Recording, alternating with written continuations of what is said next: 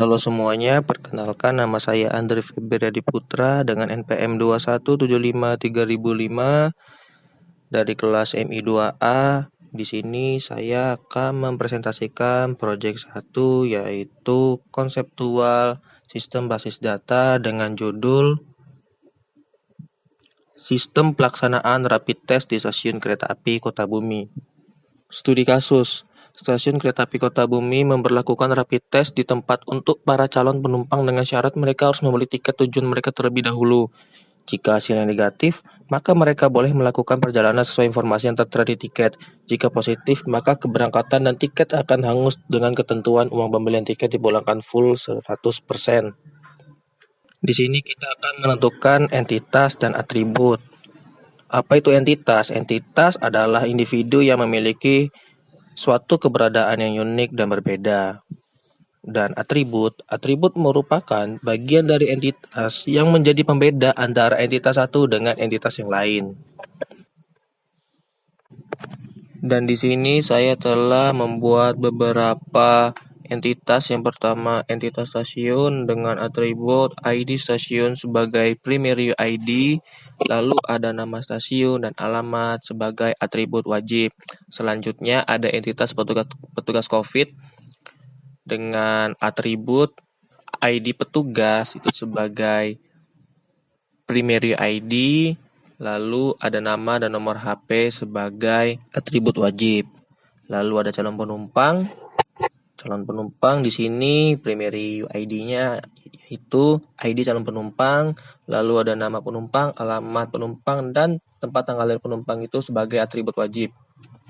Selanjutnya untuk entitas tiket di sini, di entitas tiket terdapat dua atribut kunci atau dua UID.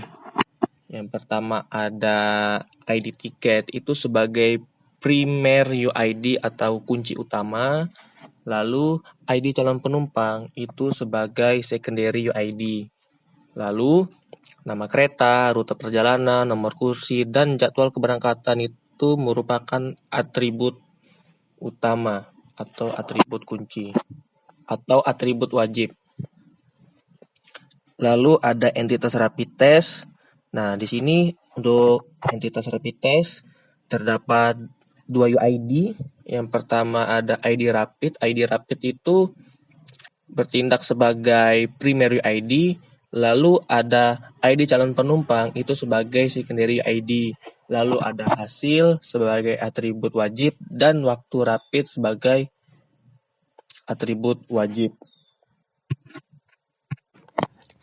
Selanjutnya hubungan antar entitas. Yang pertama hubungan stasiun dengan calon penumpang. Di sini hubungannya one to many dan digambarkan dengan garis putus, garis solid, lalu kaki ganda. Mengapa demikian? Karena setiap calon penumpang harus berada di stasiun dan di stasiun mungkin ada calon penumpang.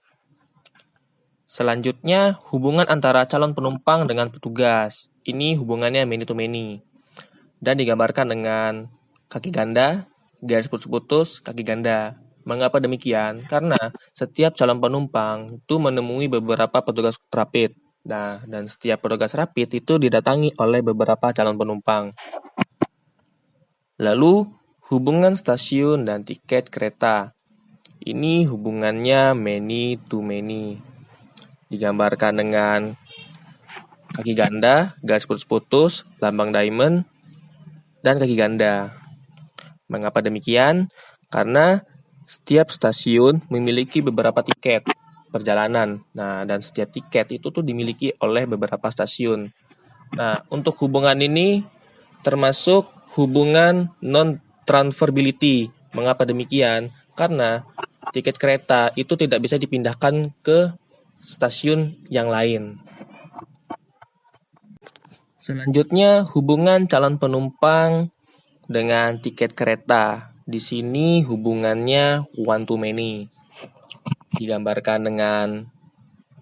Dihubungkan dengan garis putus-putus, garis solid, diamond, dan kaki ganda. Mengapa demikian? Karena setiap penumpang mungkin memiliki beberapa tiket. Nah, dan setiap tiket harus dimiliki oleh satu penumpang atau beberapa penumpang.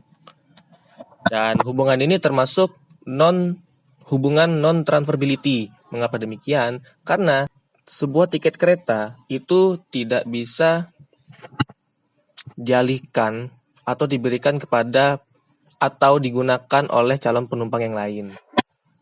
Selanjutnya, hubungan antara calon penumpang dengan rapid test. Di sini hubungannya adalah one to one. Digambarkan dengan garis solid dan diamond. Mengapa demikian? Karena setiap calon penumpang harus melaksanakan tes rapid. Nah, dan setiap tes rapid harus dilaksanakan oleh setiap penumpang. Dan ini termasuk hubungan non-transferability juga.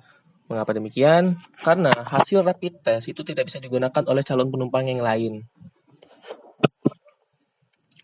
Lalu yang terakhir, hubungan rapid test dengan petugas. Nah, di sini hubungannya many to many, digambarkan dengan kaki ganda, garis putus-putus, diamond, kaki ganda. Mengapa demikian? Karena setiap rapid test dilakukan oleh beberapa petugas COVID. Setiap petugas COVID melakukan beberapa tes rapid kepada calon penumpang. Dan ini juga merupakan hubungan non-transferability. Karena hasil rapid test itu tidak bisa diberikan kepada petugas yang lain. Selanjutnya kita masuk ke normalisasi. Yang pertama tuh bentuk tak normal. Caranya buat kolom sesuai dengan jumlah atribut yang ada dari entitas yang telah kita buat. Selanjutnya kita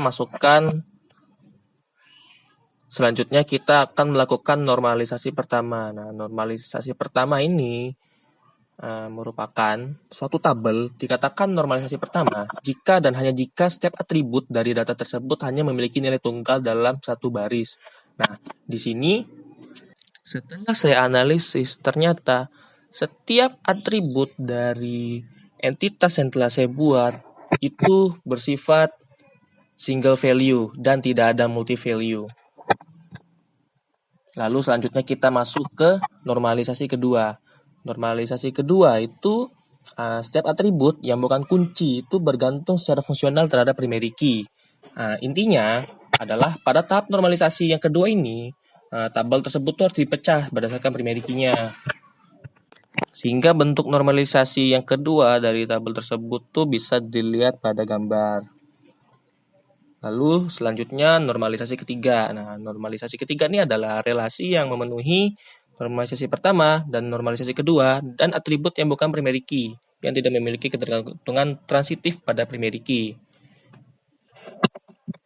Dan berikut adalah hasil dari normalisasi ketiga yang telah saya buat. Mungkin itu saja yang bisa saya sampaikan. Maaf bila ada salah dalam penyampaian materi. Saya akhiri, sekian dan terima kasih.